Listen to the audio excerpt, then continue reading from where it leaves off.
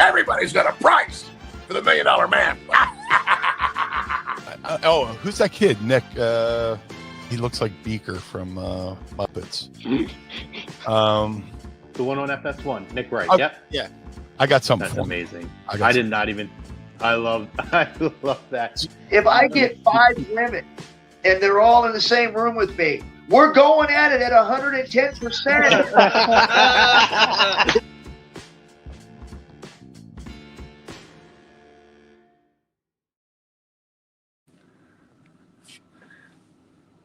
What's going on, everybody? It's Tuesday night. That means Lazy Booking is live on A2D Radio. We're happy to have you guys back. I'm Chrome, joined as always by my co-host, Eric, or this way. You were right the first time. Go with your instincts. Whatever.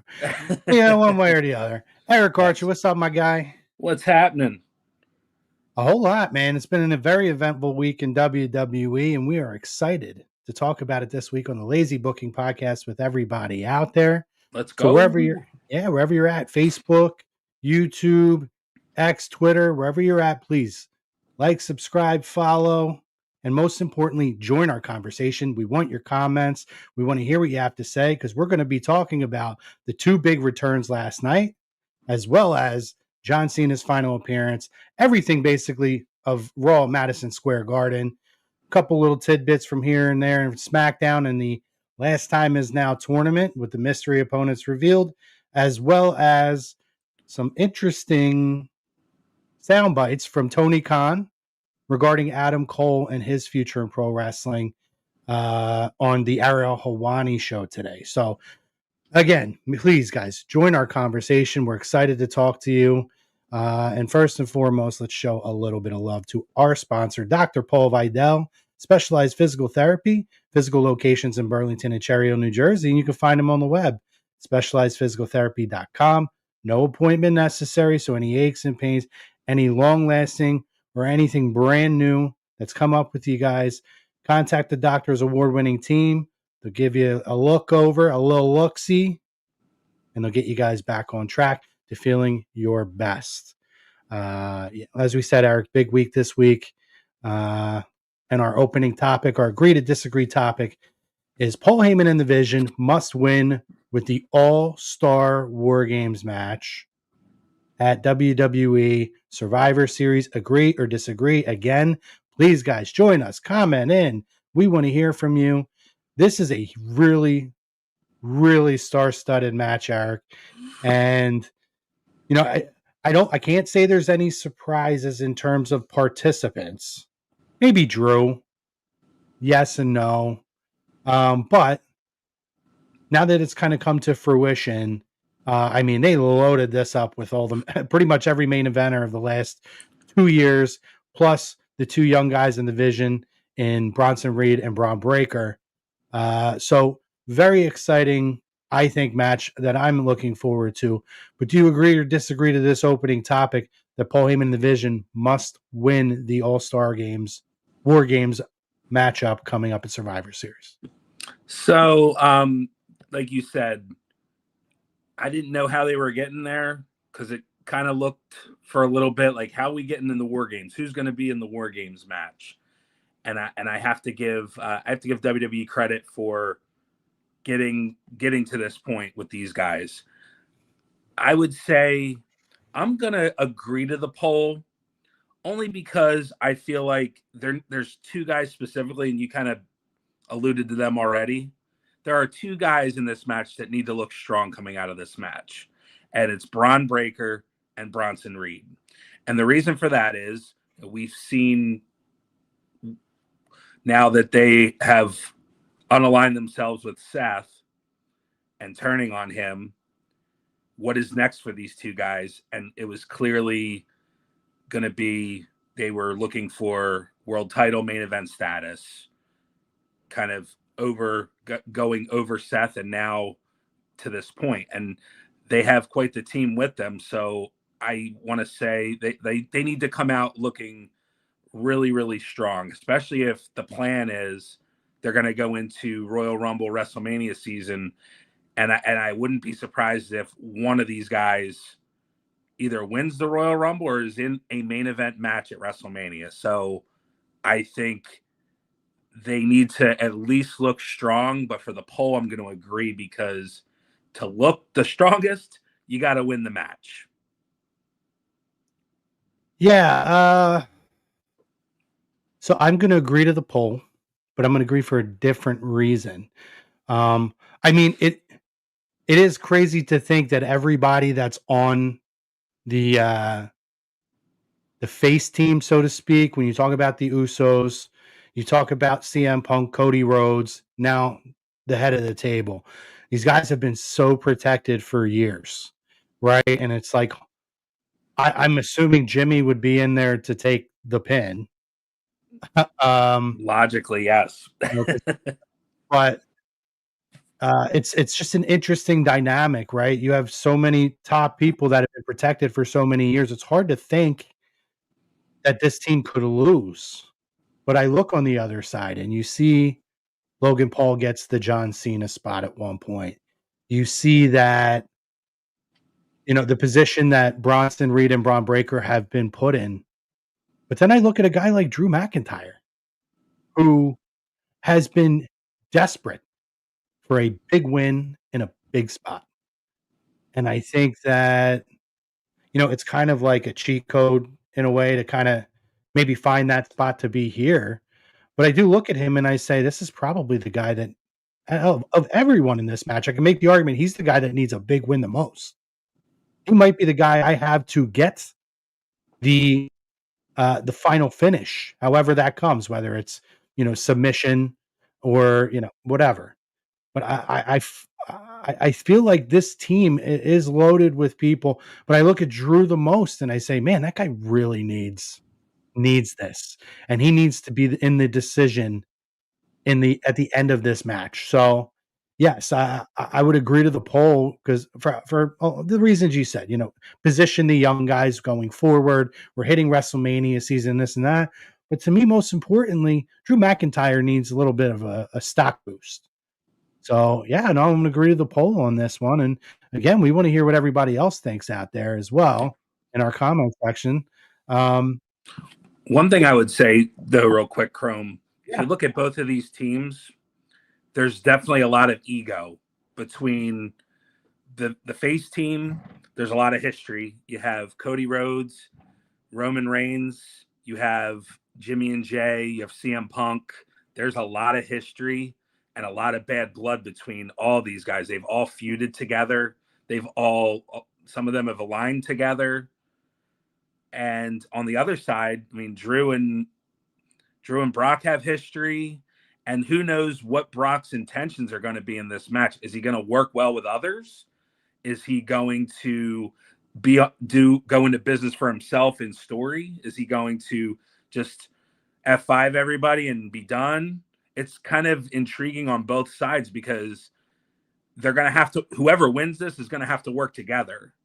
And the way that Roman came in there last night, he just came in to clean house and left. He didn't really say anything. I know afterwards he did have a little bit of eye contact with Punk, but other than that, he wrecked and left. And it's just going to be intriguing how they're going to coexist. And we've seen it in past WarGames matches over the last few years, especially when Roman Reigns is involved. Who's going to be making the call of who's going in first and who's going to be going in last? It's going to be, I love that camera that they have where they show the cage and who's coming in next, because we've seen Roman take charge. We've seen Punk defy him. I would expect to see a lot of that again, especially on that babyface side. So it's going to be really intriguing. And I think they've done a nice job of putting the right people together for the right reasons, and knowing that there could be dissension on either side, more so on the babyface side. Yeah, no, for sure. I mean, something's going to happen in this match. I don't know if it's going to be Jey Uso turning, because despite what we talk about, where we need these people, specifically, I say Drew, you said the young guys who need these wins, I think I just don't see that team losing in any kind of a clean fashion, right? So I would have to think that something happens, whether it's I'm assuming Jey Uso maybe turns here. I'm not sure. And you see the dissension, the cracks with the history between Cody and Roman, the history with Punk and Roman, the history with Jey and Punk, the history with Jey and Roman, the history with Jimmy. And I mean, there's a lot of branches coming off of this tree here that they could go down, a lot of avenues they could go, but I have to think that something is going to happen here that's going to cost them. So I think it's going to be a really interesting dynamic here, and to see how this goes. But I think we wanted to see like a John Cena All-Star team, and I felt like that was where we believed this was going to go, and obviously it's not going that way.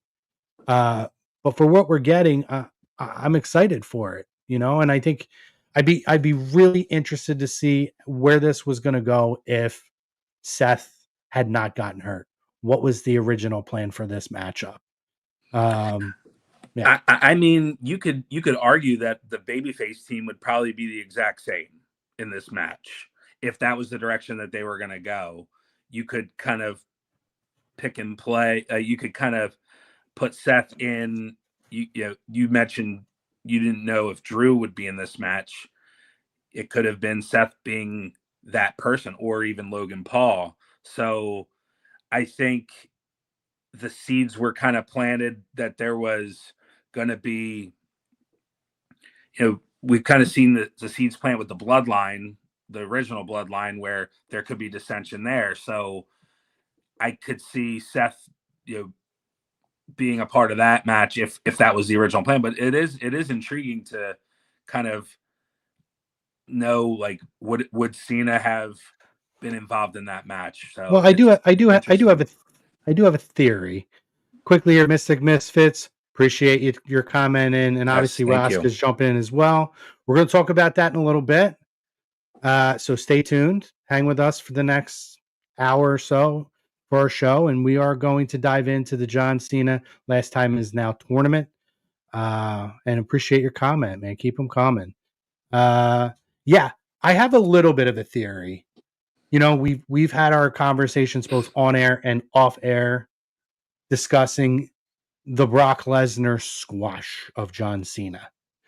And there's a part of me that believes that the injury to Seth changed a lot of things, and not necessarily just everything with the Vision. I think that a lot of seeds were planted for down the road that everything was kind of sped up. So it would not shock me. And other things fell into place, right? We wanted Dom and Cena. So we're getting the program. Cena gets his big win, his brief title run. I don't know if Dom wins and gets his win back or not. Whether he does or not, to me, is irrelevant. He's getting this incredible spot with John Cena at Survivor Series. So it does curiously make me wonder if we were going to get the Brock Cena rematch, and then Seth was going to be involved in the WarGames match. Not sure, but I would think, because they were teasing a whole lot of things too, in terms of, Seth and Roman having their constant and endless, never-ending, timeless beef. So, so it's really interesting to think about. That's kind of my theory on it. Kevin says Joe Hendry signing too much, a giveaway for Cena to set up. Again, we'll dive into it. First of all, I know it's not in the criteria, but there was so much that happened on the show. So I'm sure Joe Hendry signing, which was massive, in my opinion, for WWE, was going to come up, and I'm glad that it did. Mm-hmm. We're going to get into the tournament in a few minutes, specifically mystery opponents, who was and was not included. Tony Khan even addressed Adam Copeland and his situation, which I'll mention those comments shortly for anyone that missed it.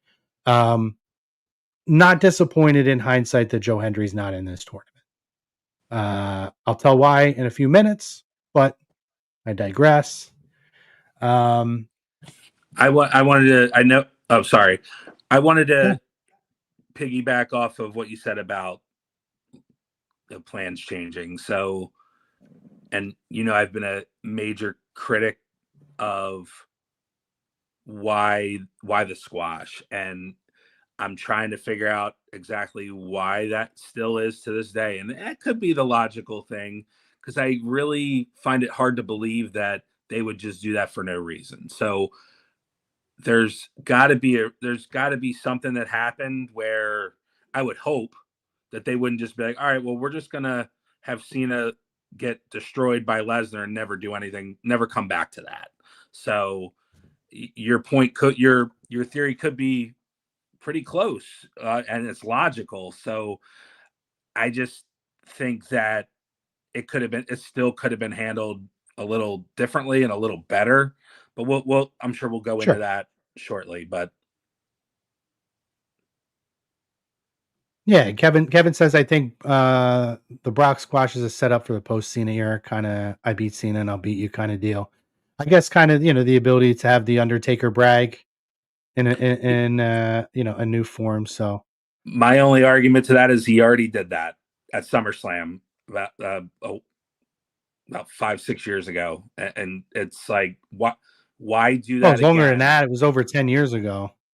Was it Right? was it that long ago? Was it? It was like 2015. 2015. Yeah, you're right. Yeah, you're right. I mean, regardless, So they've already done that. Like I, that's where I agree, but there's a whole different fan base that have followed WWE since then. They've gotten much bigger since then. So again, I know that we're hardcore fans and we know Brock, but Brock went away for a while.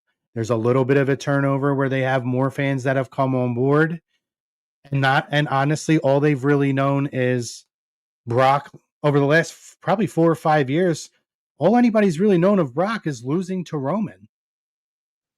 Like, let's be honest. I don't agree with that, but But look at probably his good because we programs over the are last 5 years. yeah. If you become a fan since WrestleMania 40, then you're probably right in that, or even over the last 5 to 6 years. But I think I'm saying the history with Cena. Oh yeah, I know You you're know what talking. I Yeah, mean? I mean, I know a ton of people who literally have become fans just over the last 5 or 6 years who, yeah, they know Brock because he's built up, but they didn't know that he squashed the hell out of Cena back really twice. One of them, Cena came back to win, right? Which was the initial Extreme Rules match of 2012, 13 years, almost 14. It was like February of 2012. And then 2015, when he squashed him at SummerSlam. None of them know anything about that. So there really hasn't been a history between them two in close to a decade. Because Cena has also been away a lot. And again, the majority of what's been Brock's spot over the last 5 or 6 years has been him and Roman, and that's it. And Roman has had the upper hand in a lot of that since WrestleMania 31. The majority of that. That's a fair point. I mean, yeah. how many major programs where you could really I can't think of many that I could say this was incredibly memorable over the last 5 or 6 years, aside from his classic matches with Roman. I think the matches with Cody were good. The SummerSlam match with Cody was good. Mm-hmm. I think that program is very underrated. It kind of put Cody back Sure. on the map after his loss at WrestleMania. I think that's one that I think a lot of people don't take a lot of weight into, is those series of matches where Brock did the honors for him and put him on, got him back on track, because after that 39 loss, you kind of wondered what was next for Cody, and he went right into the program with Brock. And I think Brock, to his credit, did a great job in working with him and getting Cody back on track. Yeah, no, I agree. I agree with that. I'm just looking in more of like what you're not wrong. That was a good program. I think it was really important for Cody. I don't think it gets discussed enough because it was kind of in the middle of this incredibly long story with Roman Reigns, right? Yeah. But again, I go back to my point of we're hardcore fans. We really like, we go back then, we're like, great. But if I'm and I'm not even saying a casual fan, but not everybody has, the incredible memory about the history of pro wrestling that we do. So if I'm a fan who watches, and maybe I watch weekly and I watch most of the PLEs, and I became a fan 5 or 6 years ago, my memory is Brock and Roman. There's nothing, he's had little moments here or 2 or 3 month little programs, but everything has been Brock and Roman. And he hasn't been dominant in that feud since the beginning. So again, I go back to, I believe there is a large segment of the audience that they have now, particularly with how much this company has grown over the last 5 or 6 years, that they might have seen videos, but they haven't seen or experienced the Brock Lesnar dominance of absolutely just crushing everybody in sight until I think now. So again, I don't think that was the end game. It might be now because plans change, brother, right? Rock all of a sudden decides he's not going to show up for WrestleMania 41. However, that went down. The whole Cena thing went to shit. And I do think on the flip side, and you might totally disagree with me on this, or maybe you agree with me on this, when you talk about if we have something happen that is completely unforeseen and unexpected, as a Seth Rollins injury, and we talk about what are the pieces that we can move, that we can make something out of it, even if there's nothing there. It's the John Cena farewell tour. So again, that's why I think to myself, I don't know if Cena was supposed to necessarily be in WarGames. Maybe he was. But I think in some form or fashion, there was going to be a comeuppance for Brock Lesnar at Survivor Series, at Survivor Series, to where we would have gotten the conclusion to that. But when Seth got hurt and everything starts scrambling and we have to shift the title around and we have to do this and that, I think that became, well, we're going to move this to here. We need Brock in this spot now. And we know that we can make magic with Dom and Cena here. So let's go down that road. That's just, again, that's me spitfiring. I don't have any knowledge of anything. Yeah. But that's my opinion on possibly how that situation went down. Yeah. It's logical. It's logical. Yeah. So, but getting back to the match. So do you think it's damaging if Paul Heyman's team does not win this match? Depending on how it happens, it could be, and we've discussed this, where does Drew need something new, right? Is this something where Drew costs them the match, he loses the match, and then the Vision and Brock just tear him up after, and now Drew goes away and maybe he comes back as a babyface? There has to be something, like I said, to agreeing at the poll.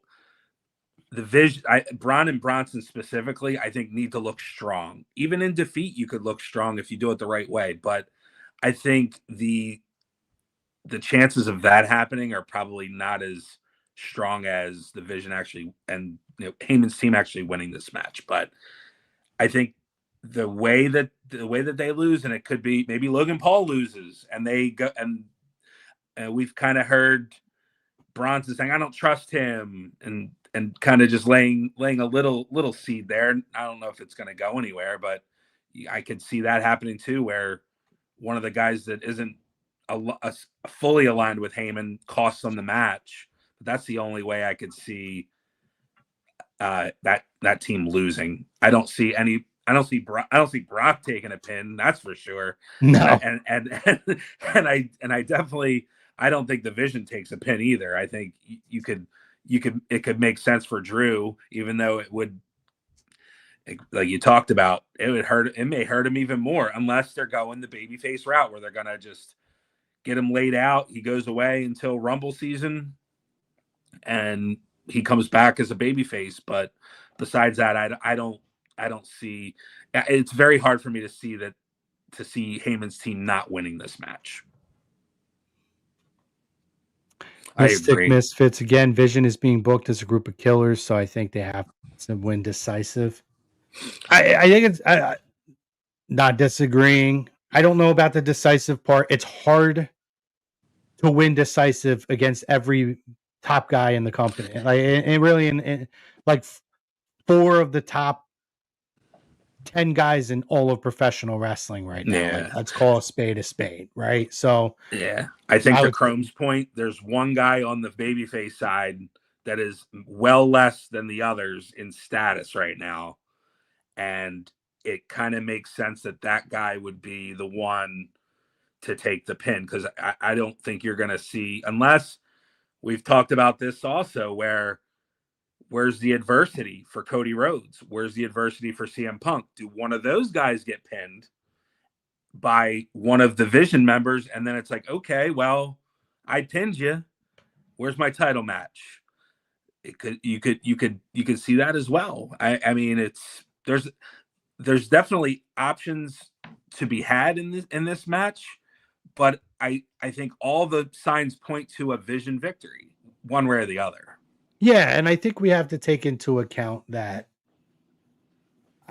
you're not going to damage your entire main event scene, right? To make 2 guys, maybe. To me, Logan Paul's already over. I don't think he.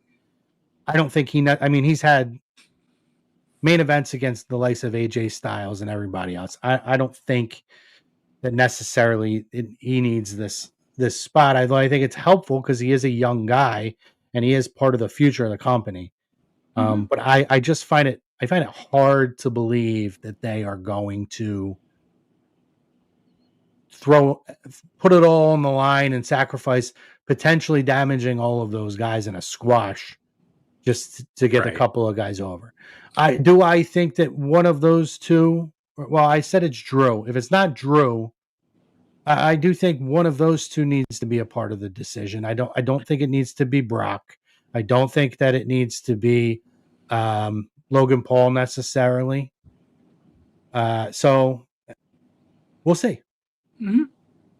Yeah, but we got people. I love it. Getting our stream reposted. Thank you, Greg. Thank you. Thank you.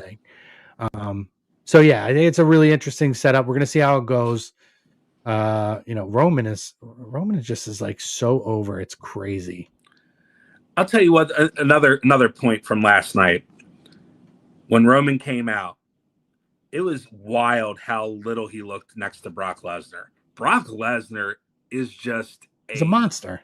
He is a monster and a half. I thought he was big before. Holy cow! Like, and Roman's a big guy. Roman's a big guy too. So it's like, it just shows you, like, my goodness, like, I don't know what he's doing up in Saskatchewan, but I need that workout ASAP, man. Big boy. What's happening? Yeah. That's Pete Evans, our boy Pete, OGPA. OGPA2D. What up, Pete? Greg chimes in. What's up, fellas? Haven't watched Raw yet. Just doing a drop in. I know you gotta get caught up.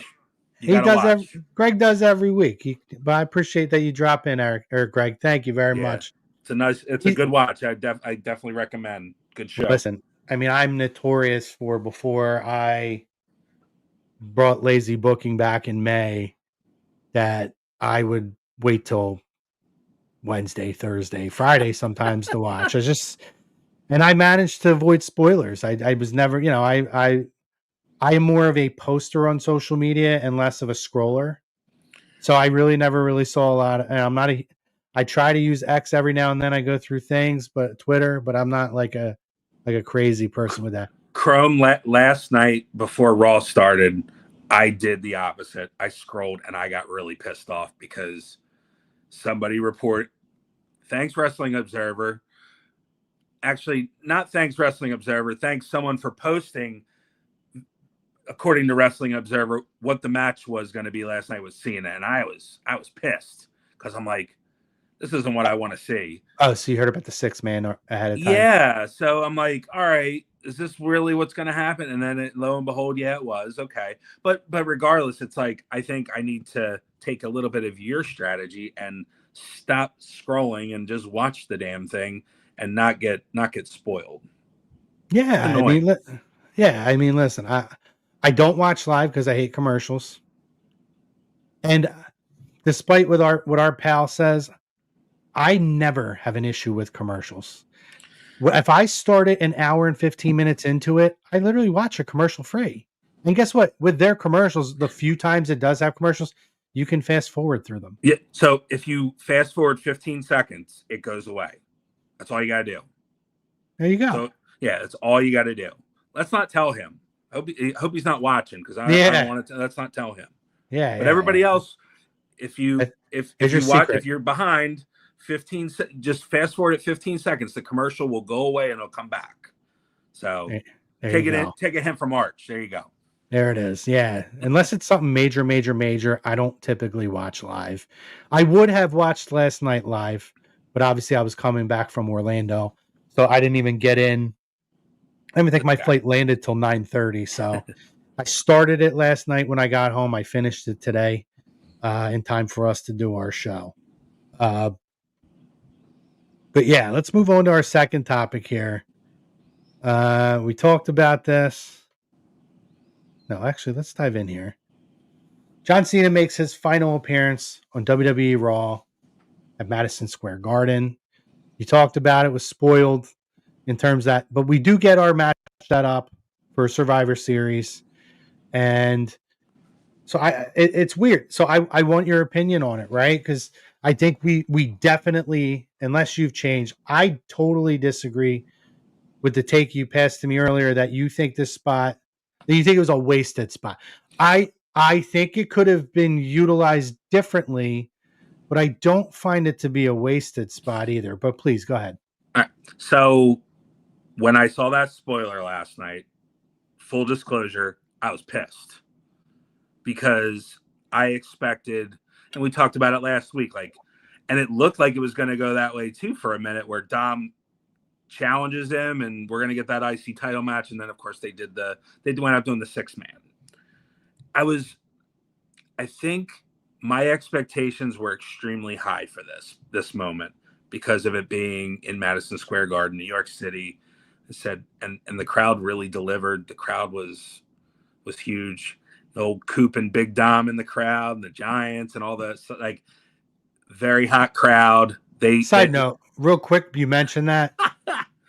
Crazy to see Scattaboo after that unbelievable injury against the Eagles actually physically getting involved. But I don't know if you saw his response on Twitter today. No, so obviously I'm sure John Mara wasn't too happy hearing about that. Well, here's what he got. He get a whole bunch of shit, and his response today on Twitter. For anybody who doesn't know, if you're not a football fan, Cam Scattaboo is, and I'm an Eagles fan, so it's tough for me to say, but I have to say he's a very exciting rookie running back for the New York Giants, who had a gruesome, devastating injury where he dislocated his ankle against the Philadelphia Eagles, ended his season.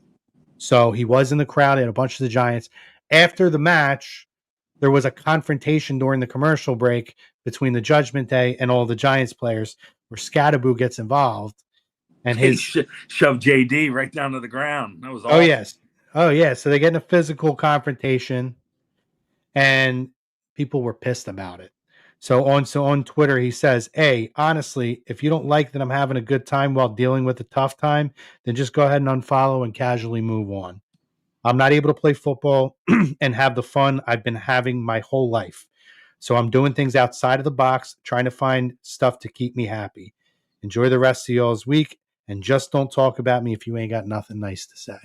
Can I respond to that? Sure, and good for him, though, by the way. I love it. Me too. I have more respect for the guy. Absolutely. And you know what? And I can understand from the business side, John Mara, I'm sure was getting some text messages like, "Hey, your stud rookie running back who's injured is out here wrestling hey, he's out there," probably getting exaggerations. And then, it all comes to light and everything's fine. So hats off to him for getting out there. And I thought it was great. I thought it was really good. And we're Eagles fans. We don't like the Giants, so hats off to him, and I'm glad. I mean, of course, we would have loved if Coop did some sweet chin music to one of the guys, but all good. For sure. Listen, I think people get way too caught up, and I understand. Sure. And we're speculating that John Mara didn't know about it. I don't know what the process is. I don't have. There's a lot of things that we probably have a general knowledge. Mm-hmm. ACL, MCL, Achilles, all that kind of stuff is more common. I honestly don't know much on the recovery process of a dislocated ankle and what kind of physicality he can do and not do. So I just think people have way too much to say. And at the end of the day, this man is 100% right. Right? People have, to me, it's an envy. It's jealousy and envy at the position that somebody's in. So they feel like they have to have a narrative on everything. And listen, we have narratives on things, but we're also not like, we try not to be disrespectful in the things that we say. When you go on Twitter, on X, it is a cesspool out there. And some of the things that they say to these people is an absolute disgusting disgrace. And at the end of the day, I imagine this young man knows what his limitations are.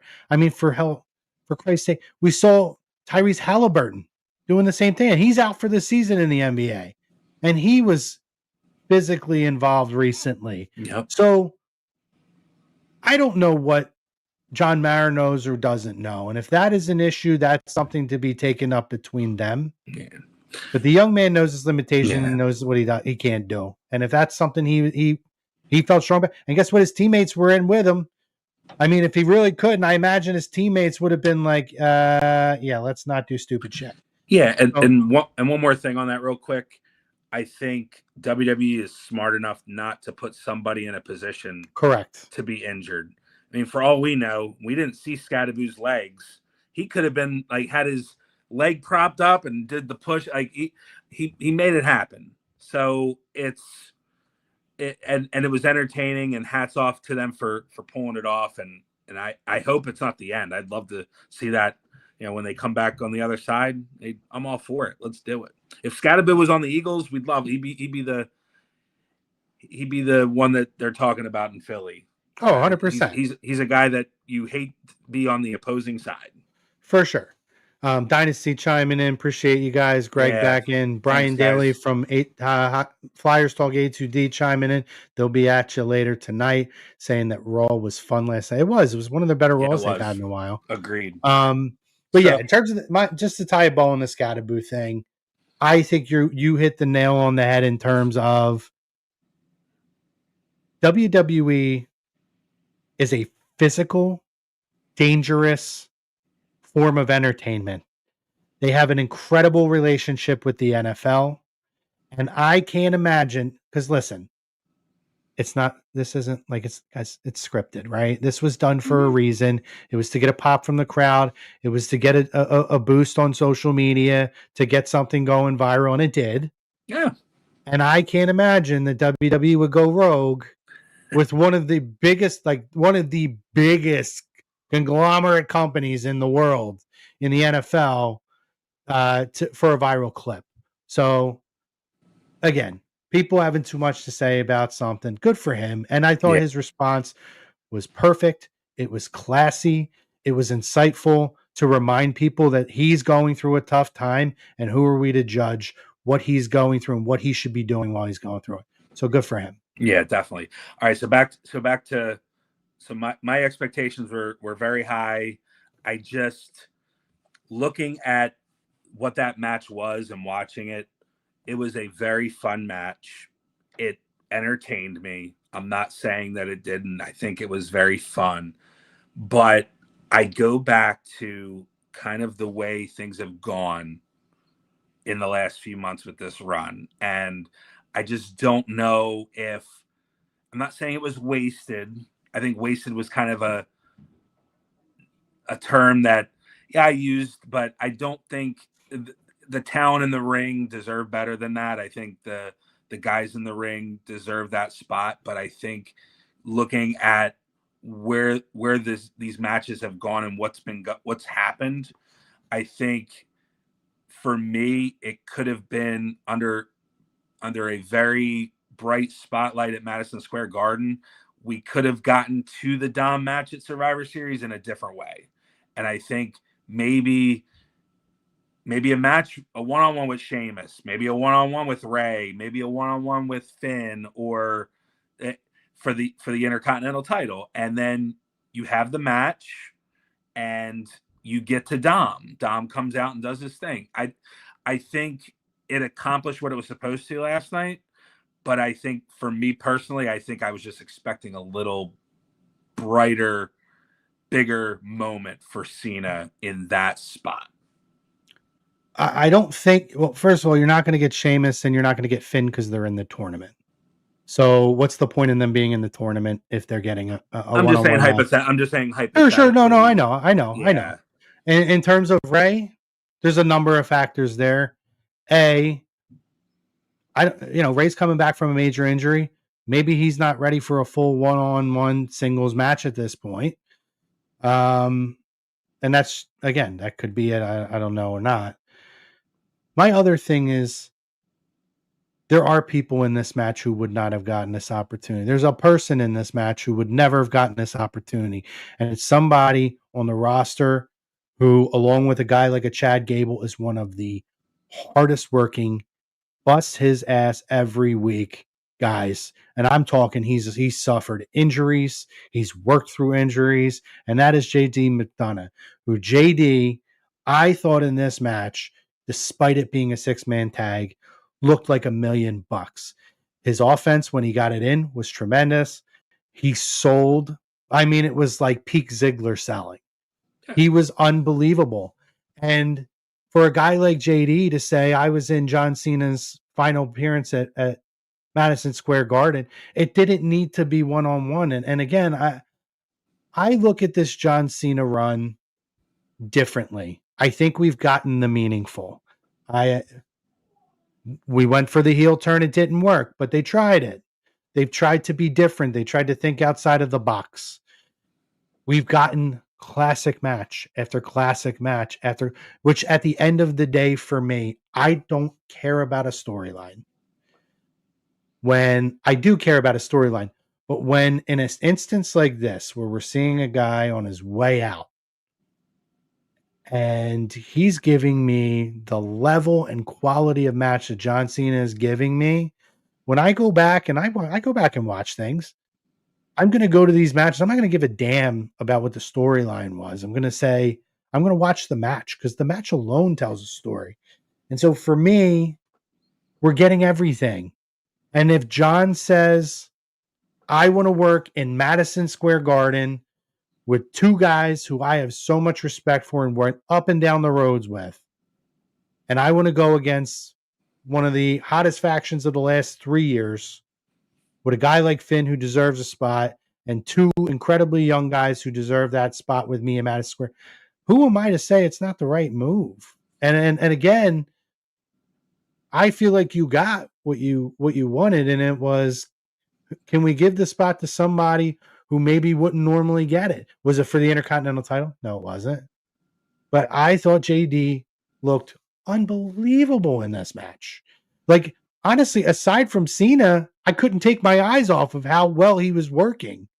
And again, that's the whole purpose of it. So I don't think this was wasted at all. I got a bonus that I didn't expect, and that was to see JD McDonough get an opportunity to work with John Cena at Madison Square Garden.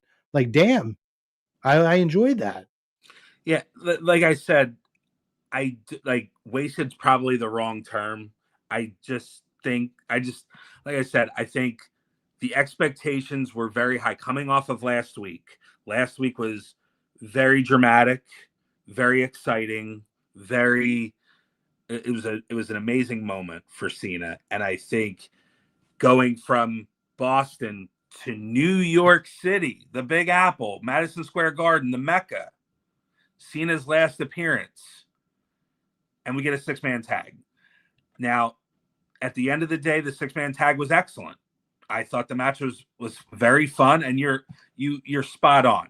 JD was excellent, and I think he deserves a bigger push. I fully agree with that, and I'm glad he was given the opportunity. Like I said, not taking anything from any of the talent in the ring, because they all deserved to be in there, and they all did a fantastic job, and it was entertaining, and it was I enjoyed the match.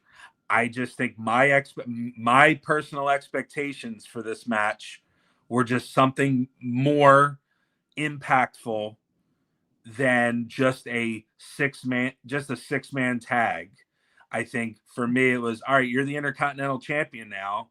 Maybe we have an open challenge, or we do something with that, like have another big or even bigger moment than the week before. I think the moment was big, but I don't think it.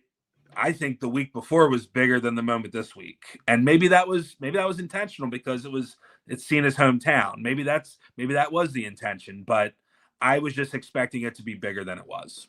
And I understand the logic and the thought process. I have a different mindset of this.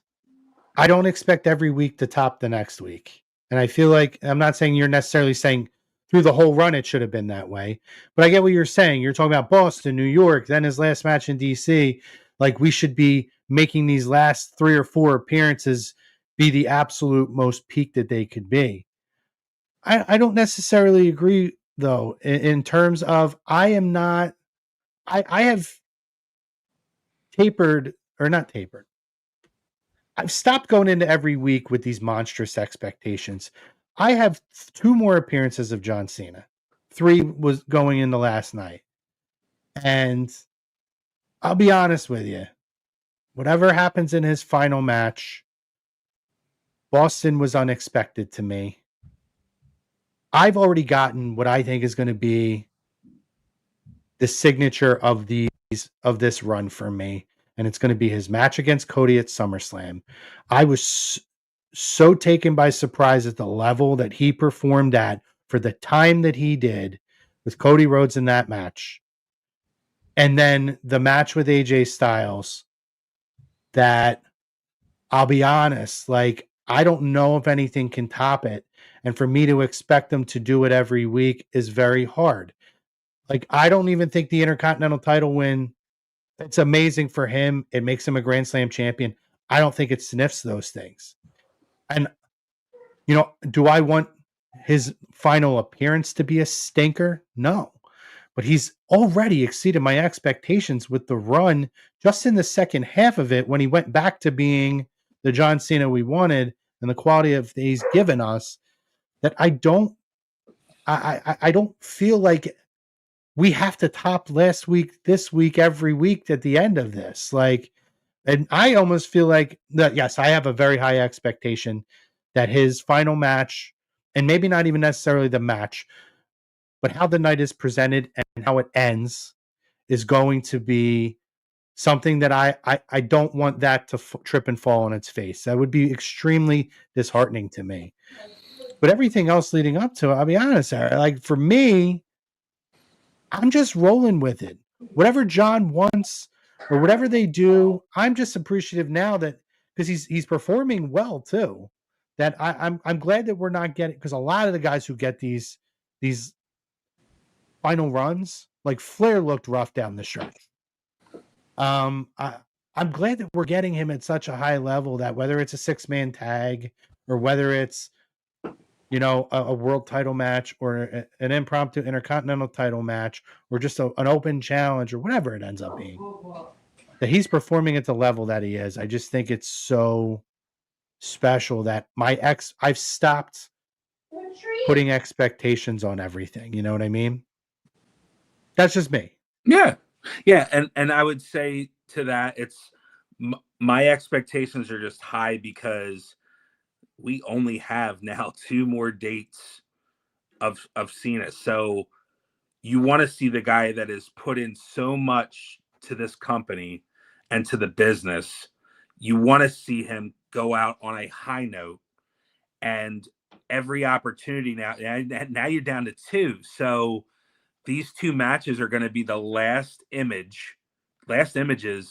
of him in a WWE ring. So you want to see him in the ring with people that are going to, like he has said from the beginning of this run, he wants to make it better than where he left it. So these 2 matches here, and we talked about it last week, where I thought Dom was the right guy. If they were going to do a return match, which they are, and we're getting it, I think he's the right guy for that opportunity, because he's going to be your guy for the next decade or even longer.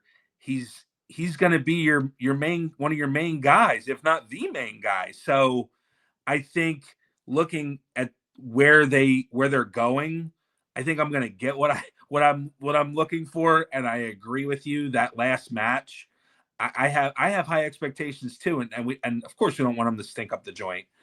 And I think, looking at where the tournament is, and I know we're going to talk about that in a minute, but where that's going, I don't see that being an issue. I think it's going to be a great match. Depending, let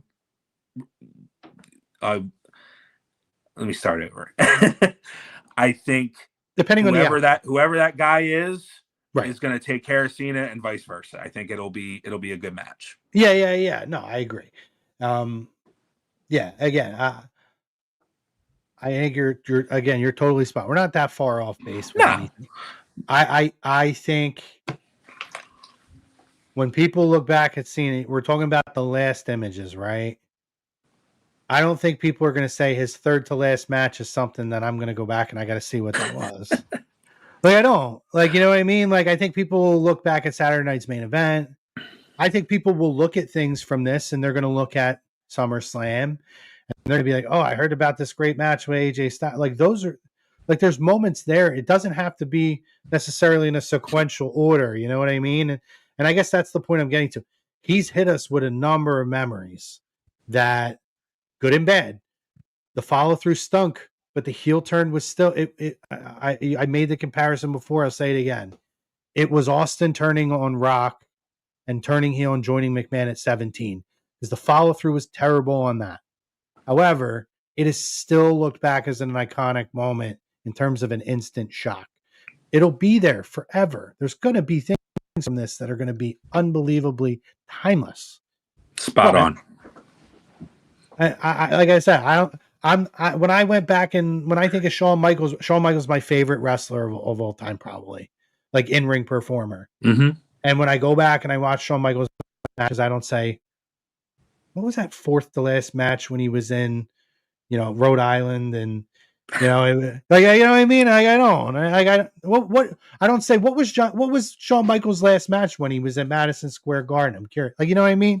I just don't. It's just me again. But but to your point, I know what you want, and that's why you're passionate about it. And I think that you've gotten it. But if we don't look at it as these final spots, and we look at the totality, especially since SummerSlam, what we've gotten, I think that kind of satisfies that hunger, probably more so than what we're looking at in the moment. For all we know, John Cena might have said, I want to work with my buddies, but I want to give this kid JD a chance to step in the ring with me. Sure. And that might be what he wants. We're talking about it. We want it to be, he wants to leave things better than it was. And JD McDonough is an afterthought way more often than he should be, as Chad Gable was for many years. And the opportunity for him to step in Madison Square, John Cena might look at that and say, this kid's something special. That's a kid I'm gonna let him step in the ring with me. But I don't have that much time. Ray just came back from injury. Maybe he didn't expect the opportunity to step in the ring with Ray. Didn't Sheamus come back from injury fairly recently too? Yeah. So it's maybe these guys weren't in the cards, but he said, I want to be in front of a crowd with these guys, and this is the way I could do it. So again, a lot of factors to it, but we'll see how it plays out. But yeah, we talked about it getting into the tournament, obviously with Cena. We've talked about it for weeks. We get our surprise entrance. Zack Ryder, Matt Cardona, and Nick Nemeth, Dolph Ziggler, as their old characters. Like I said last week. Yeah, so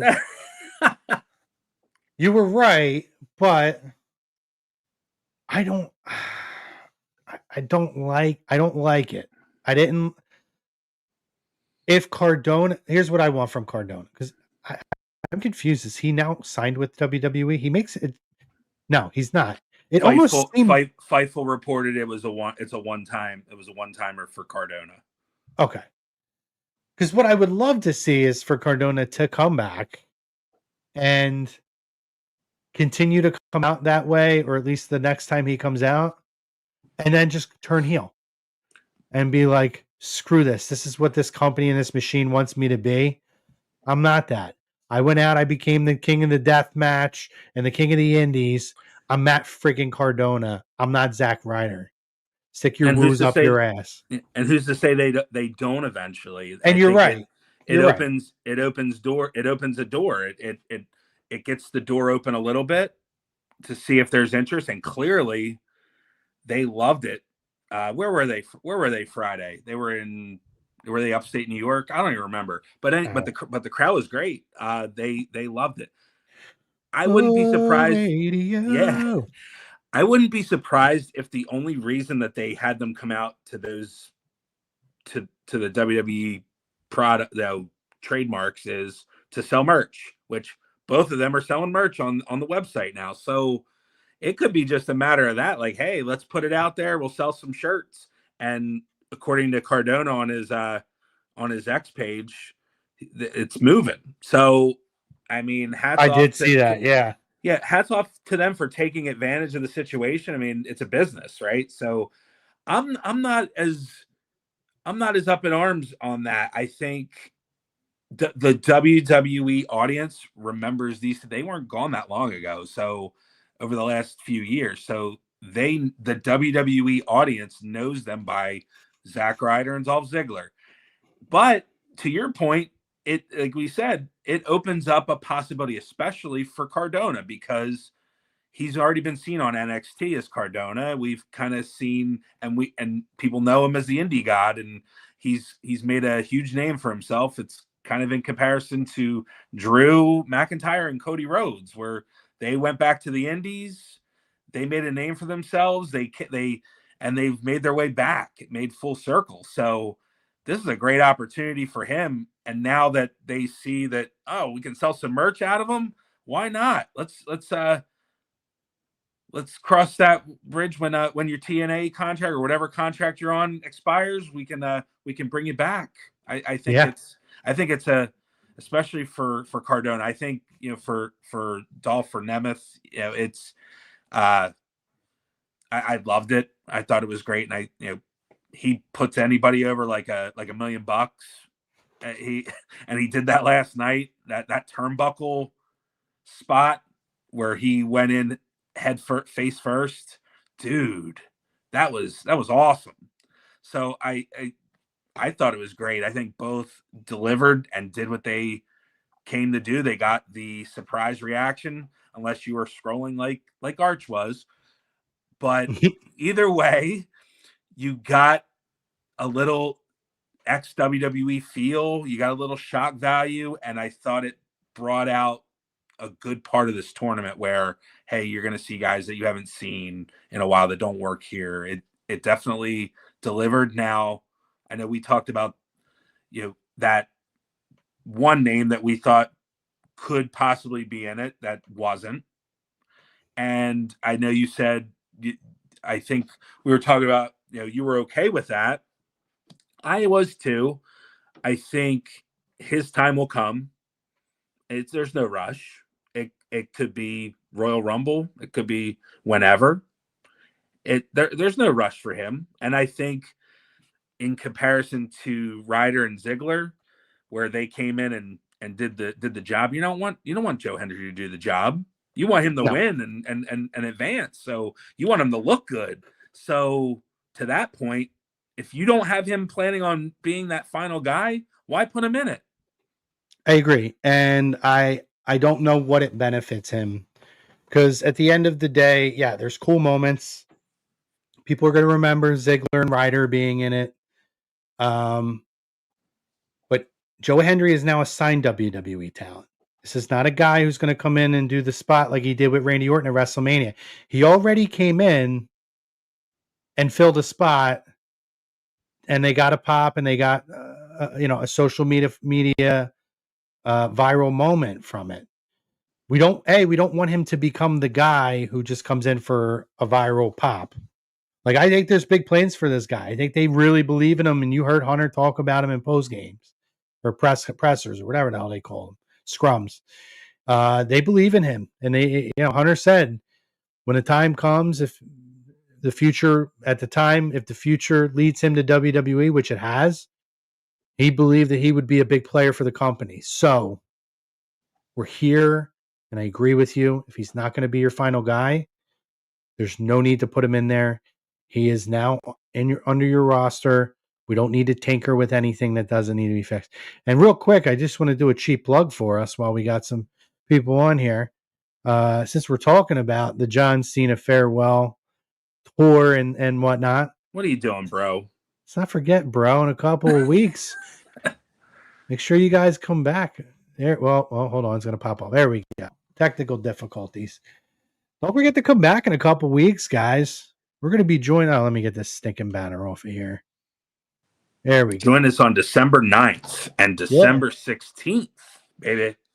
Yeah, bro. We're going to be joined by a man who is a legend in the business, special guest co-host. Not just a guest. We're not going to talk about his career. Well, we might a little bit, but we're going to be talking wrestling and booking and decisions and John Cena and everything else with legendary Vince Russo, who's going to join us for 2 weeks as a guest co-host to talk everything the John Cena farewell tour and help us preview and recap his final appearance. And I'm actually really interested, since we're talking about it, Eric, to talk to him about Nick Nemeth and Matt Cardona's appearances and see if he agrees if they made the right decision to bring them back in their original characters or not. It was cool. Like, I would have been cool with the music, but to have them appear with their regular names. I loved hearing Dolph's music the Dolph music. Mm-hmm. And I did like hearing, like, Riders sounded different though. Yeah, I don't think that was the original. I think that was which they probably lost the rights to that. Probably a Def Rebel remix or whatever, whoever's doing their music now. Yeah. So, but I thought Javon Evans looked amazing last night, by the way. Kid's going to be an absolute superstar for WWE. And Gunther, again, doesn't matter what your working style is. Gunther just comes in and works with anybody. And him and them look like money. And we've seen it. Maybe the only person he had a not so great match with, depending on what your preference is CM Punk. Everybody else he's been tremendous with. He made Goldberg look like $1 million, and that's very tough. I mean, he really did. 50-plus-year-old Bill Goldberg. Absolutely. And we've talked about it. Obviously Gunther gets the win. I think Gunther's going to be the finalist in this tournament. I think he's going to win it all. And again, I don't think you keep him out since SummerSlam if there wasn't a bigger vision for him. And it's a guy who needs it. So we'll see what happens with that. Yeah, I think it's Gunther versus, I would imagine, either LA Knight or Jay, because that looks like the way the bracket's going. So, I mean, we've seen him against Jay. I kind of would like to see him against LA Knight just to see a different match. But now, if it's LA Knight, though, like, do you back yourself into a corner that if LA Knight gets to the finals, you almost feel like he has to go in? It's a good point. I think with LA Knight, it's kind of that, like, continues to fall short thing. Maybe they're going somewhere with that. Maybe it's kind of like he's come up short over and over and over again. Maybe they're going somewhere with it. Who knows? But that's a good point. But again, like, do you want him to lose to Jay? It's kind of the same thing. Are you putting yourself in a corner against Jay Uso now? Like, you're going to face Jay Uso in that bracket. Does it make a difference either way? But I don't know. It's a good point, though. Yeah, I mean, so what are the last two matches we have coming up now? Penta versus Finn and not Javon Evans. Carmelo Hayes versus who's Carmelo facing? Trying to pull it up now. My 44-year-old brain isn't working tonight. But yeah, I would imagine Penta will face whoever the heel. I would imagine. I forget who Javon's facing. Bronson Reed. I keep saying Bronson Reed. Yeah, that's another one that you could see him getting there too. Yeah. So as of now, we have those two final matches. So Gunther's going to face the winner of Carmelo Hayes and Bronson Reed. I have to think that Carmelo's going to win that match. Something would probably happen where someone would interfere. Maybe going into that WarGames, you kind of plant those seeds there. I think that's what we get. And Solo Penta or Finn. I would love to see probably Penta. You think? Yeah. I don't know. Well, I guess we'll see. Let me ask you this question before we move on to the women's Intercontinental title. Because I was thinking about this today. Are we disappointed that neither Nick Nemeth, Ziggler, or Ryder Cardona made it to the second round? Because I'm disappointed. I feel like they could have put one of them through. Because it's kind of, real quick, it's kind of same old hat with these two that we're bringing them in to do the job. And what I would like to have seen, and again, I get it. They're not your contracted talent. But you work with TNA, and Cardona's kind of been like friendly with the company for a while at this point. Like, why couldn't we put somebody else through here? Like, I'll be honest, you had the out with Solo Sikoa. You could have had him. You could have had any of those guys. There's 5 people that have an issue with Solo Sikoa right now. You could have had any of them come out and cost him that. You could have had, his guy try to interfere with Ziggler, and then one or two of, the machine guns come out, and then that distracts Solo. Ziggler gets a win. There's a lot of ways you could have did it, but that's where. So the conversation I saw today was were the names disappointing, which I was not disappointed by the names. No. It's kind of along the lines I expected, and B, was there a better way to kind of, I guess, could they have been highlighted in a better way? And I do think they could have. I wasn't disappointed at all. I think you could have put one of those guys over. Especially you talked about, especially Cardona, like we talked about a little bit ago. That's a guy that you could easily bring back as his indie god gimmick persona and make him a bona fide star. He's already a star. So there was an opportunity, especially for him. And I brought it up on Anecdotes with Arch. I could have visually seen Cardona get that last match because there is a little bit of history there, not like a feud, but they worked together a little bit in the early 2010s. But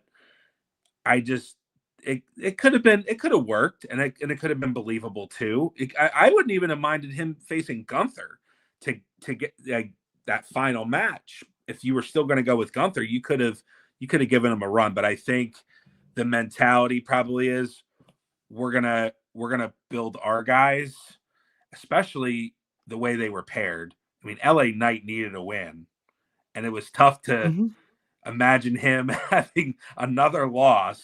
And then Solo, they've built him back up to where he was losing every match in 2024, and now they're picking up the pieces. So I think they've done a really good job with Solo. I think they've done an excellent job with Solo, actually. Agreed. That's another one, Dynasty. I don't understand. Truth was, I guess, in the randomized ball thing because Aldis told him he was in the tournament. Or he was in the ball thing, the randomized thing. So that kind of surprised me too that he wasn't in it. because they kind of teased it, but Well, so I don't. All right. So as far as truth goes, I saw him speak recently. Couple sides to this. So A, he is back to being our truth, and he said himself when John Cena went back,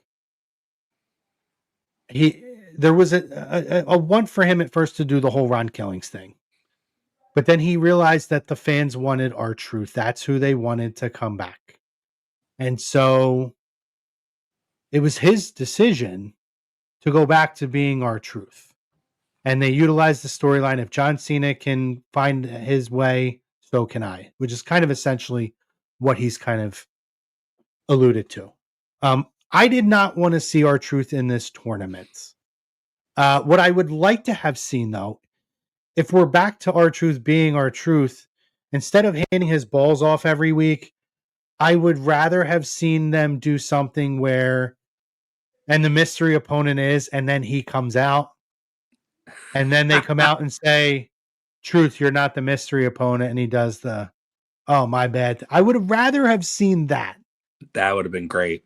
Yes, I thought that might be where we go with that, and we didn't, and that was a little bit disappointing.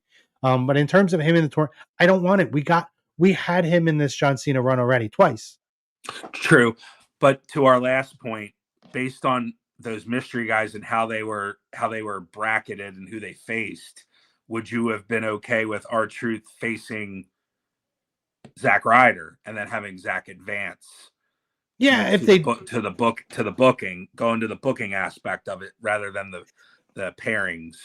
They could have, but they have people in it they want to be in it that are with the company that, for the most part, have more of an active participation on the show. So, oh yeah, I agree. I think the guys in it. But to your point, yes, if we were going to get to the result that I would like to have seen, which was one of them go over, yes, you could have done our truth, and that would have been completely fine. So, it is what it is. That's where we're at. I think it'll be interesting going forward. A couple more quick topics here that we want to touch on before we hop off in the next, say, 15 minutes or so. Be off by 8:30 at the latest. But yeah, let's dive into Maxine upsetting Becky Lynch for the women's Intercontinental title. I know you didn't have to ask me, Eric, because it was already going to be a topic of conversation. But you were very specific in that you wanted us to make sure that we included this as a topic of conversation on tonight's show. So let's get into it. Obviously, we've built to this match with Maxine and Becky. And I did say it weeks ago. Becky has been, I felt like this is where we were going because Becky has done a tremendous job at building Maxine and featuring Maxine, somebody who was unexpected and I think has improved dramatically in the ring. But Maxine puts on a great showing, right? There's a moment you think Becky might tap. I thought Becky did a great job selling that moment. And then obviously we get the wah, wah, wah, let's light it up, light it tonight. We get AJ Lee returning for the first time since WrestlePalooza to distract Becky. No physical interference. She just kind of stands out and looks at her with her creepy face and waves to her. Becky's distracted. She turns around. Maxine hits her with the crossbody, gets her with a pin. 1, 2, 3. Shocker. Huge upset. Maxine Dupri wins the Intercontinental title at Madison Square Garden from Becky Lynch. Let's get your thoughts on that, my man. Everybody can relate to an underdog story, and everybody loves the underdog when they accomplish what they're trying to accomplish. It's such great storytelling. And regardless of who it is, and you can question other people maybe have more time than Maxine or you feel are more deserving than Maxine, but Maxine's story is quite impressive. She was a walk-on tryout a few years back. She was a cheerleader for the LA Rams, worked her tail off, and now she's an Intercontinental Champion. What better story is there to tell? And you can't say Becky Hogan anymore. Mm-mm. Becky did the honors and put over a talent like $1 million. So for those people that are hating on Becky Lynch about, oh, Becky's always on top and Becky this and Becky that, you know what?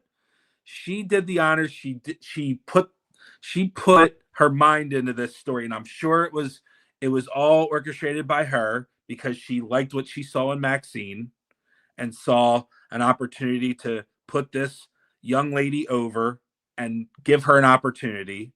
And there was a series of matches where she got close and then she got closer and then we get one more opportunity, and telling the great story of the underdog successfully making it, it's like Rocky.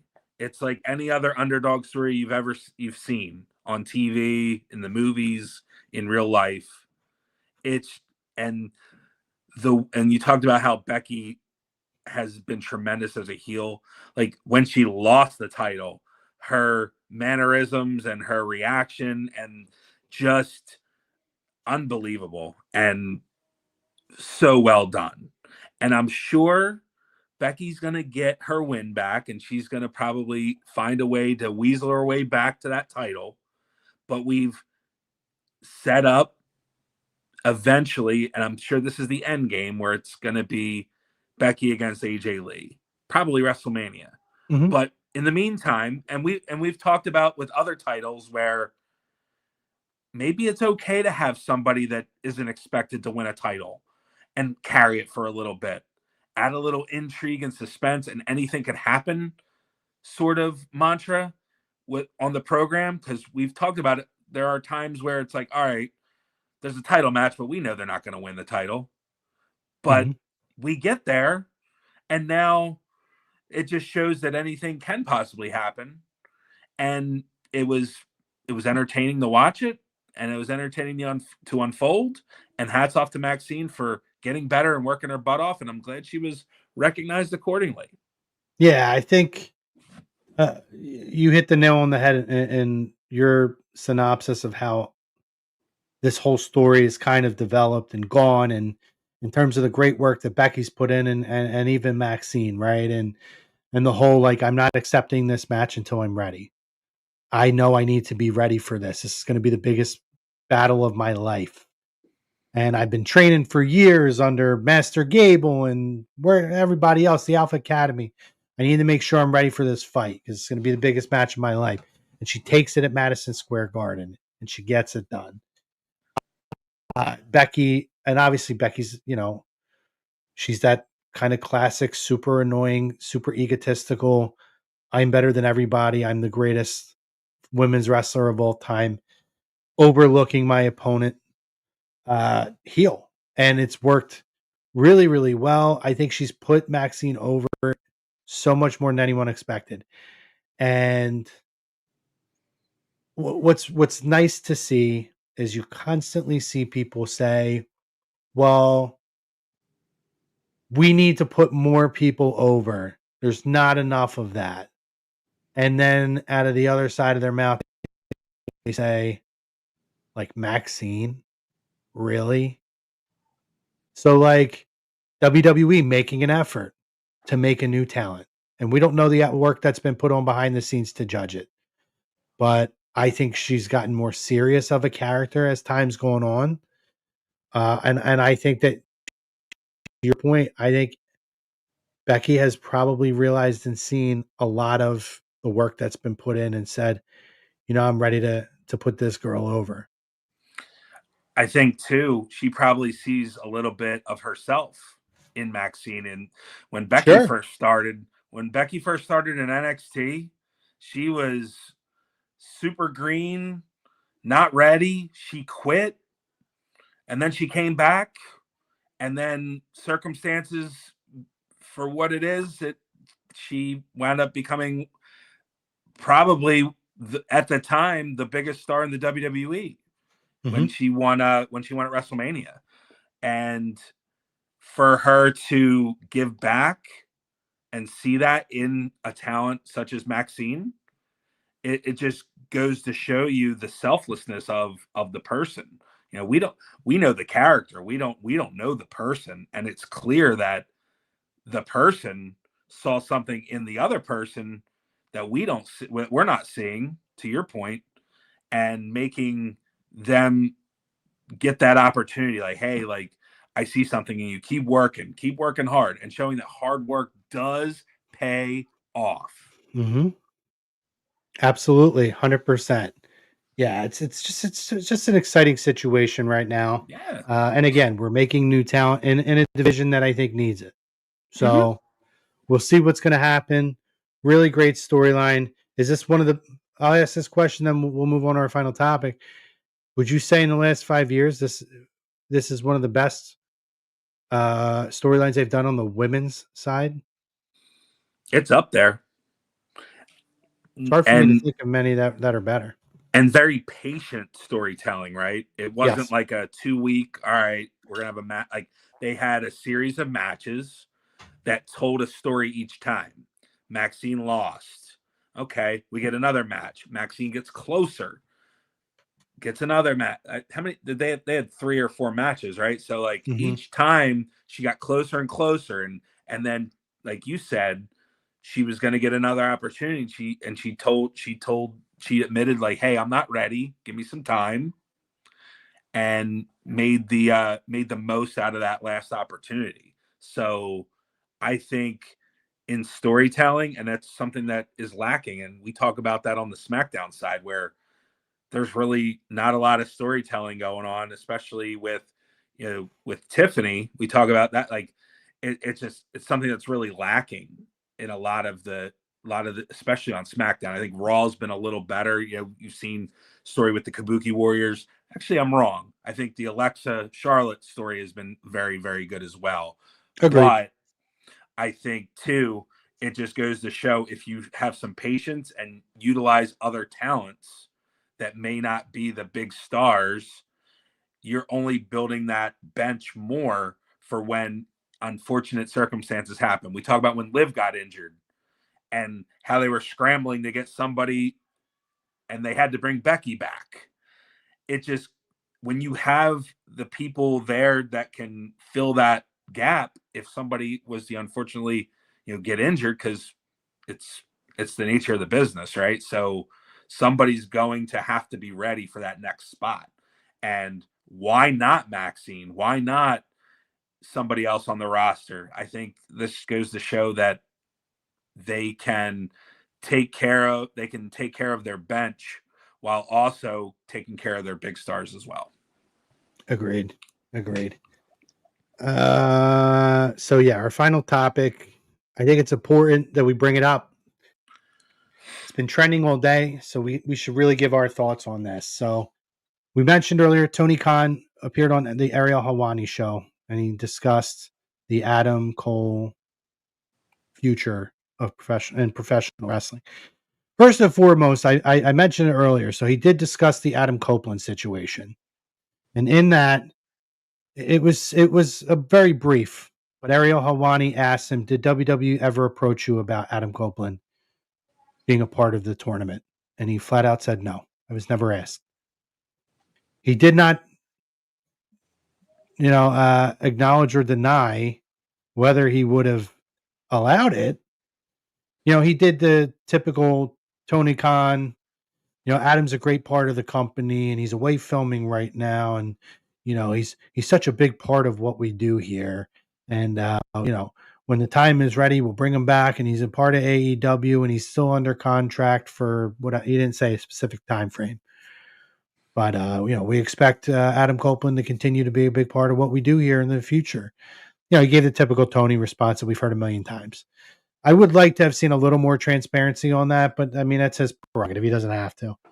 I don't think there's a chance in hell he would have let him do it, but I could be wrong. I could be wrong. I wish that one of these groups would like reach across the aisle. Olive branch, like an olive branch. Like, hey, like Yeah, I like think it there's a would benefit way both of us. Let's talk. for sure. Like there's a way to do it. Yeah. And I really wish they would figure out a way. But again, maybe Adam Copeland, despite the fans ask for it, maybe he was never even a thought. Maybe that relationship is just non-existent to where WWE's like, we're not even going to bother. But anyway, getting back to it, they asked him about Adam Cole. So it does sound like, unfortunately, that Adam Cole's in-ring career, in a best case scenario, is in serious jeopardy. He's had a lot of concussions, major injuries, ankle injuries. I don't remember if he had a neck injury at some point, but he's been really banged up. And so he basically said, if he's more worried now for Adam that is he comfortable to travel regularly, let alone stepping into the ring, because he did. He's under contract, and they do believe that if it's not in ring, there's opportunities. He's done commentary, he's hosted events for them, and they would like for him to continue to do work for AEW. So I think for me, Adam Cole is one of my favorite, might be a top 3 favorite in-ring performers for me over the last handful of years, particularly when you look at his NXT run, how unbelievable that in the Undisputed Era was. But it just seems like such a like tragic story of a guy who he has all of the talent in the world, the personality, and is a good human being. So like if outside of the ring, outside of professional wrestling, stepping away and getting to actually know or see the real person. I don't know personally. I have met him, and it was it was an incredibly kind interaction. But seeing how he is and the way he is, and I do have friends that are mutual friends with him who have talked about what a genuine human being he is. It's very sad because I think that he could have been $1 million in WWE. And I'm not making this about a WWE AEW thing, but I worry that I have said that the AEW in-ring style is a very high level glorified independent wrestling style compared to a lot of other like WWE, which I do think is more of a storytelling methodical style. It has things like that. Go and look at what Penta matches in AEW were like compared to what they are in WWE now. And they're not any less entertaining, but they're the unnecessary risks. Phoenix is one. The unnecessary risks aren't there, but they still take your breath away with some of the things that they do. And I worry what his story could have been if he would have stayed with WWE. And it just makes me sad because this guy should be a world champion somewhere, or he was the TNT champion. He was doing a great job with that title for AEW for the injury announcement before All In. But I want to get your thoughts on this because it doesn't sound like we're going to get Adam Cole back in the ring unless something changes medically with him. Yeah, like you said, very anticlimactic set of circumstances, and I'm with you as far as what could have been. And I think during his NXT run, he was caught in that NXT 2.0. I think that was kind of when Bruce Pritchard took over that whole situation, and he wasn't re-signed. So Triple H was out of power at that time. So his circumstances were what they were, and he wound up in AEW. And I think he did a great job for the stories that were involved. They had that the feud with MJF, which unfortunately due to injury was was not exactly how it was supposed to pan out. And that story was so good too. it was. They were so For it was both of so them, they over. both got hurt. Yeah. The tag team, they worked together so well, and it brought out a different side of MJF that we hadn't seen. So it was very entertaining. I thought it was awesome. And it's unfortunate that I think that was the ankle injury at that point that sidelined him and kind of took everything and kind of messed everything up. But I think, to your point, and of course injuries are going to happen, right? This is professional wrestling. It's not ballet, as they say. And injuries happen all the time, no matter what company you're working for. If you're working in the indies, if you're working for WWE, if you're working for TNA or whatever, or whoever. But to your point, it's very fair to ask yourself, does the ring style in AEW play a role in more injuries? And I have to say yes. I think you saw in that blood and guts match where we're doing things that are not WWE style whatsoever. And hopefully nobody was injured in that match, but the risks, do they outweigh the reward? Does the reward outweigh the risk? And I don't know. And you have to ask Adam Cole that question. Did the risks, I'm sure he'd love to still be competing, of course. And do some of the spots that he did play a role in his career being, in serious jeopardy? It's very possible. So, I hope it's not the end, but at the end of the day, he's got to take care of himself. And I appreciate Tony Khan being transparent. And if you get an opportunity, listen to that. I saw some pieces of it, but he didn't shy away from any questions. And that one, I mean, he could have been like, well, he could be back and could have played promoter, but he was very honest with his situation. And you could tell that Tony was visibly upset with that situation. I'm sure he feels terrible that one of his top stars and could have been a world champion, absolutely, in either company. Mm-hmm. Is possibly his ring days could be numbered. So I think it's a sad story all around. The fans are going to lose seeing this guy, and the guy may not be able to do what he has trained to do and dreamed to do for probably since he was a little kid. And it's tragic and it's sad, but hopefully he can, like to your point, hopefully he has an impact in the business in another way. I know even in NXT, there was talk of him possibly being a manager at some point or coming up to the main roster. I know there was talk about that when he was with WWE, but I mean, he could be a manager for somebody and be an outside presence, but I'm sure that's not what he would prefer to do. But if he can still be in the business, then what other choice does he have? Yeah. Like I said, it's a tough spot. Appreciate Tony's transparency on it. And obviously we wish Adam Cole the best. Yeah. In his recovery. Raska asking about Flyers Talk A2D Hockey Happy Hour. So programming alert, I was not aware of until a few minutes ago. They are not on this week. So we're all you get this week. You're stuck with us.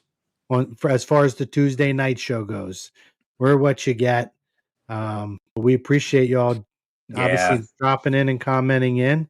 Appreciate it. And listen, it's going to be, I imagine, another great week. Next week, we're going to have our Survivor Series preview show.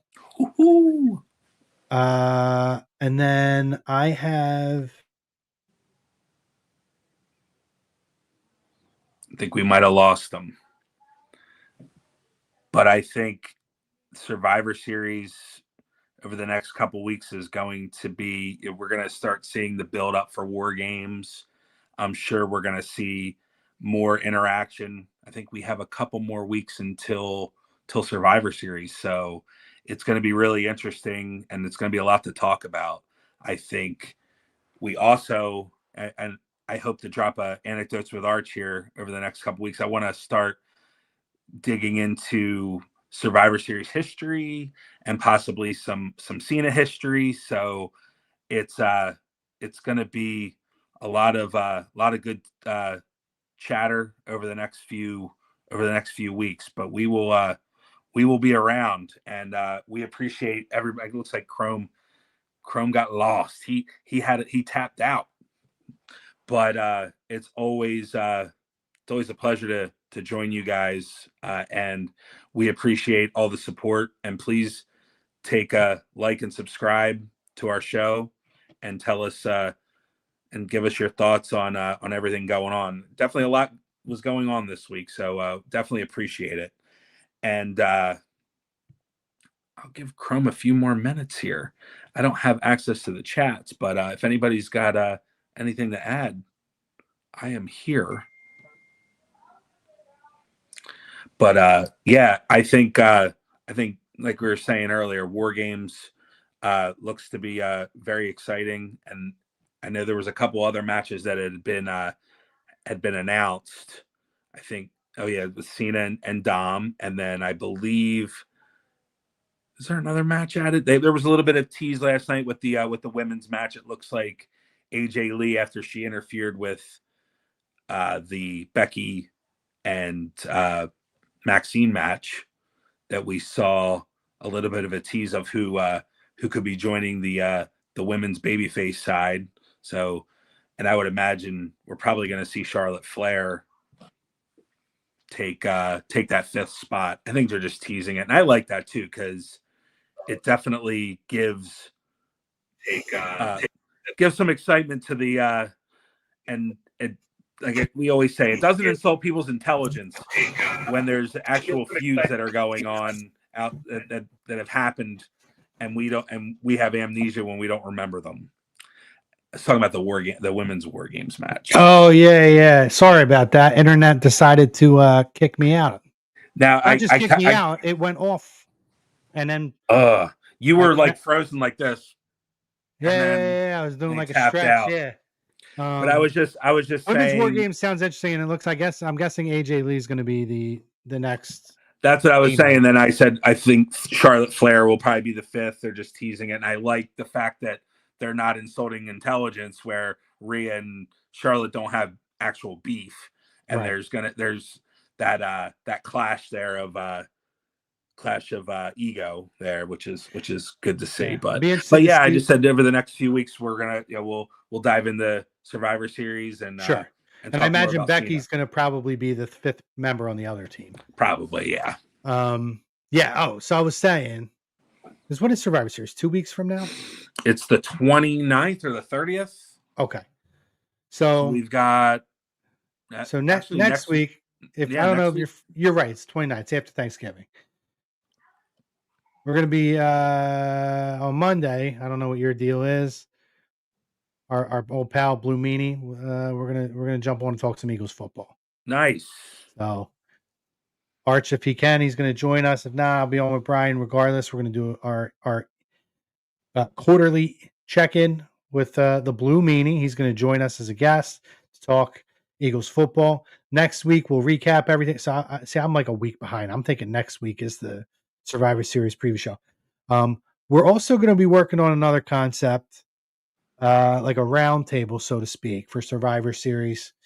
I don't know if we're going to do that here on A2D. If there is time and they allow us, we will. If not, we're going to do it on our own, our side YouTube page for Lazy Booking. But we're going to do a Survivor Series fantasy draft where we are going to draft Survivor Series teams of 5 by decade, where you can pick one person from each decade who has participated in the Survivor Series matchup. And then you're going to put them, we're going to compare our teams, and then we're going to see who people think would win. So it's going to be someone from the 80s, someone from the 90s, 2000s, 2010s, 2020s. It's a team of 5. So it'll be myself, Eric, possibly Ritz, possibly Pete, See if we can get another one or two on there, and we're gonna have a little fun with it. So we're gonna try to do a little Survivor Series roundtable coming up. And again, talked about it already.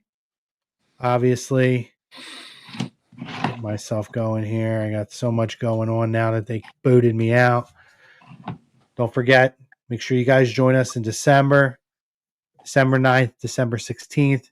Vince Russo is going to be a guest co-host to talk all things John Cena, farewell tour, and last time is now tournament, as well as Saturday night's main event on December 13th.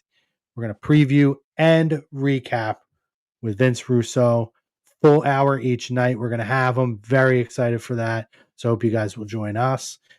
Eric, sorry to leave you hanging high and dry. The internet is an interesting thing. And I felt bad because you can't stop the stream either. So you just no, but I was just gonna keep rambling until somebody told me to stop. That's it. You did a good job, buddy. For myself, for Eric, for everybody here at A2D Radio, we love you guys. We appreciate you guys. And don't forget for physical therapy, our sponsor. Oh, geez, you're right. What is wrong with me? I'm all thrown off. Dr. Paul Vidal. Good, Eric. SpecializedPhysicalTherapy.com for all your physical therapy needs. I think I'm going to need one because I had to carry the last 2 minutes because of the internet connection. But go to SpecializedPhysicalTherapy.com and get checked out. Dr. Paul Vidal. There it is. That's our guy. It's our guy.